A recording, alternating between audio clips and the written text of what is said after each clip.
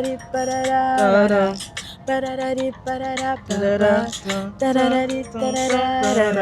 is food, hein. Love is love. Food is food, en fait.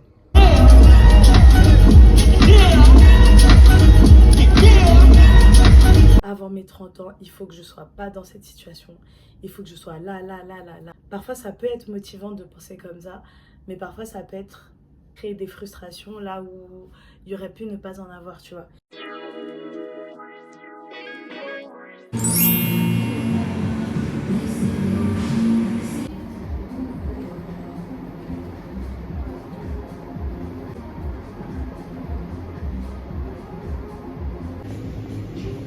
Bonjour.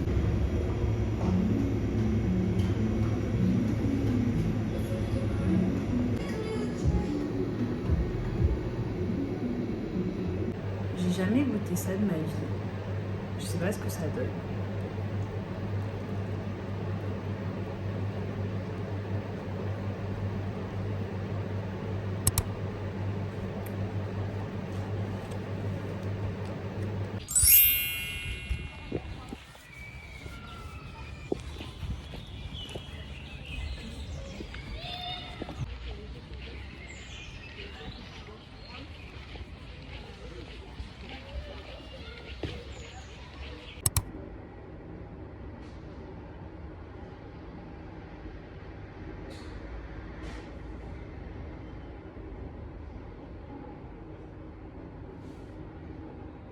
Je pense qu'il y a... Ouais, je sais pas. C'était un peu décalé, je crois, on le faisait au début. Ouais. Ça a, I. I don't remember. Pas, hein. Ça a, I. Ça a, I. Ça a, I. Bounce, bounce, na na na na na na na na na na na na na na na na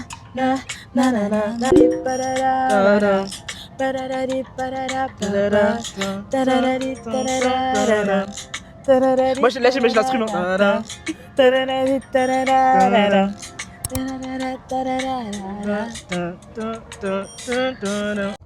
Mais j'ai remarqué, en fait, je veux tout le temps graille et tout.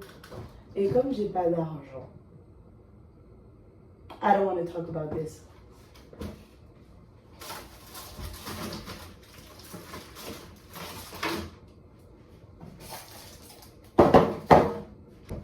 Disons que comme pour l'instant, je suis un peu broke, je me suis rendu compte que vraiment, les petits déj, c'était trop bien. Genre, en fait, genre, juste manger avant de sortir, c'est bien, voilà, c'est tout. Donc déjà, attends, je mets toujours la même tasse.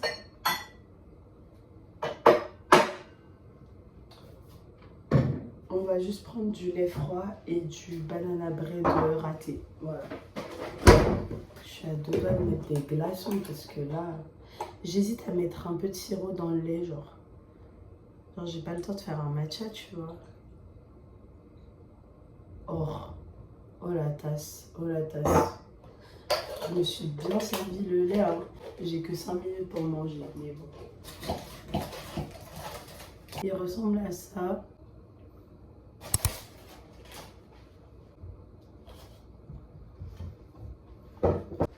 Du coup, dans mon carnet, il faut que je note.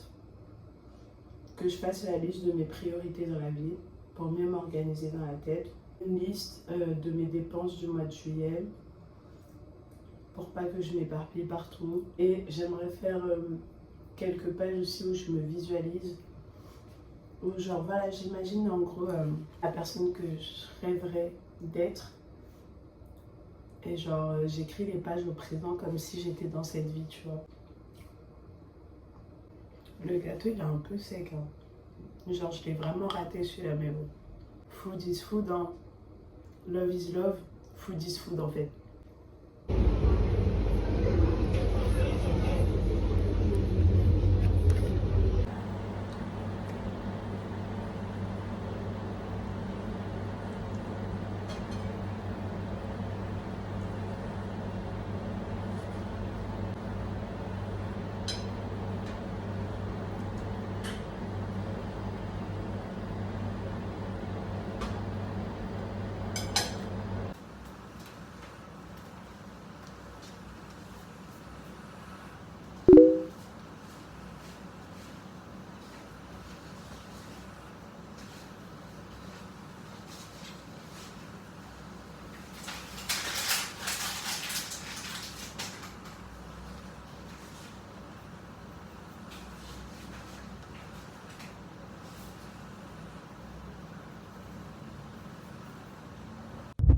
bah voici mon outfit pour aller voir Ketra. Du coup j'ai un haut comme ça, trop sympa, trop sympathique, trop sympathique. On a bah les bracelets de maman, toujours les mêmes bagues, tu connais, les petits colliers. Et je vais y aller parce que là en gros on va grave à l'avance sur Bercy. Voilà, histoire de voir déjà s'il y a la queue, s'il n'y a pas la queue, de chiller un peu avec ma pote aussi. Mais voilà, donc il faut que je me dépêche.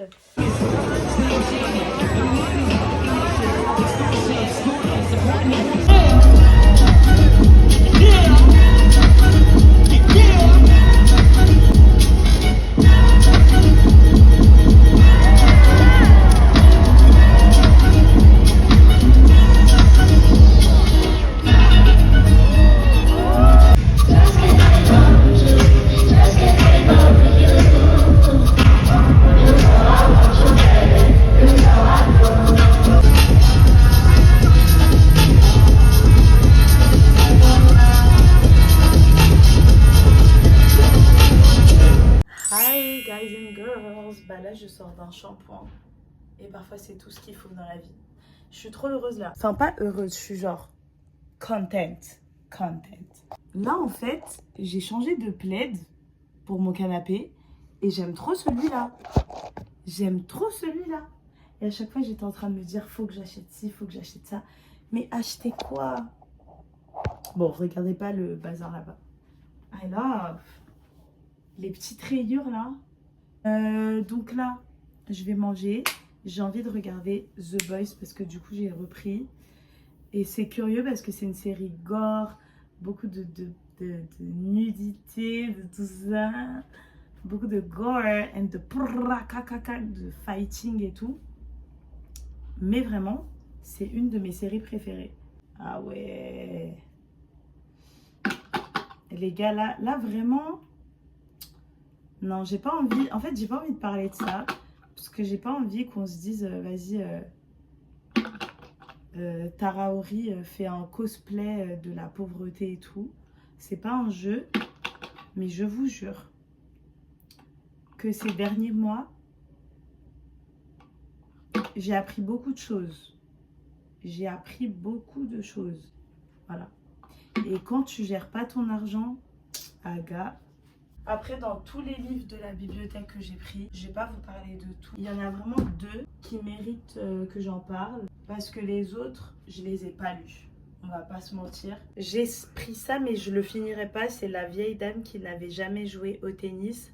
Et autres nouvelles qui font du bien, de Zidrou. Pourquoi j'ai pris ça? Parce que, en fait, on est sur une BD où tu as des nouvelles écrite et illustrée par genre 10 personnes, voire plus. Je trouvais ça stylé, ce côté... tu lis à chaque fois des petits épisodes de BD et tout, tu sais pas à quoi t'attendre. Le style de dessin, il change. Je vais être un peu chiante, mais on sent des fois que certains personnages féminins, après c'est des nouvelles, ça reste court et tout, mais on sent que c'est des mecs qui les ont écrits, ça me saoule. On a genre 15 nouvelles écrites par 1, 2, 3, 9, 10 personnes. Sur les 10 personnes, il n'y a que 2 meufs. Non.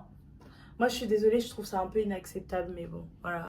J'ai lu 3-4 nouvelles et quand même très sympa. Ça, c'est mon coup de cœur et je vais peut-être essayer de le finir. Mais je pense pas. Faut que j'arrête d'être des Lulu, je finirai pas ce livre. Ça s'appelle Cancer and the City. C'est écrit par Marisa Acochela Marchetto. Et genre, imagine que t'es à New York. T'as une meuf qui a une vie comme Carrie Bradshaw. En mode, voilà, elle est dans la trentaine, même pas. Elle est dans la quarantaine. Elle galère financièrement. Mais c'est l'illustratrice du moment. Même quand elle a pas de job, she's iconic. Like, she's iconic. Genre. Si vous aimez Sex and the City, vous allez capter. Moi, perso, j'aime pas cette série. Mais tu sens qu'il y a vraiment cette vibe dans la BD. Ce qui va se passer, malheureusement, c'est que cette personne va avoir le cancer du sein. Et du coup, elle nous raconte un peu tout son périple. Comment ça se passe, les médicaments. Comment ça se passe dans sa tête. Enfin voilà, elle nous parle de tout ça.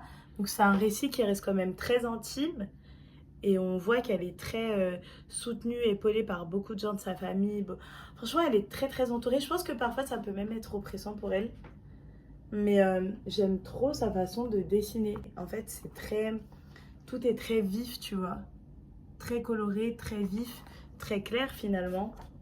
Genre quand elle explique les opérations, les médicaments à prendre, tatati tatata. Tu vois ce que je veux dire? Genre à chaque page que tu tournes, tu t'en lasses pas. Ça reste un sujet assez dur. Mais elle arrive à bounce back, à nous mettre des blagues, tu vois, nous faire des dessins imagés et tout, qui nous explique la progression de tout ça, comment elle va réussir à guérir.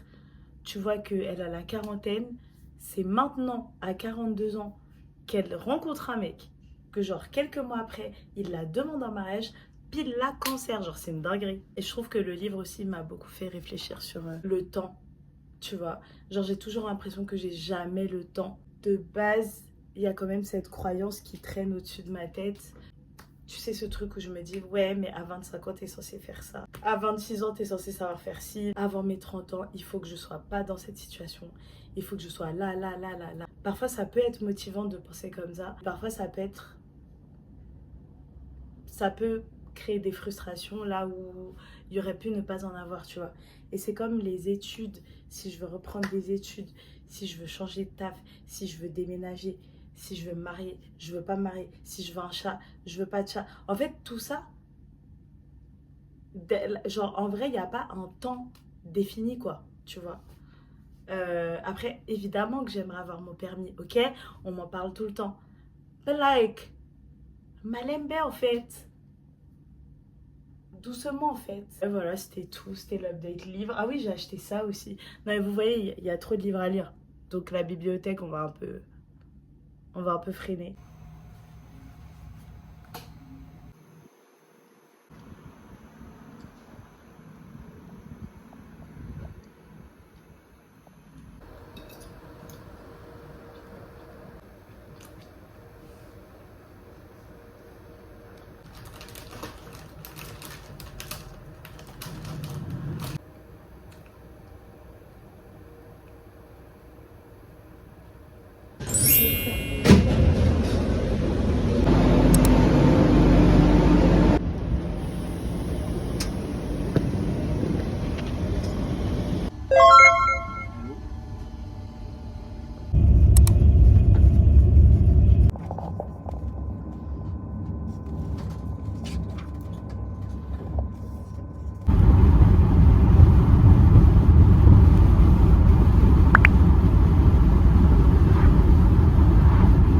Vous mettez pas la clim?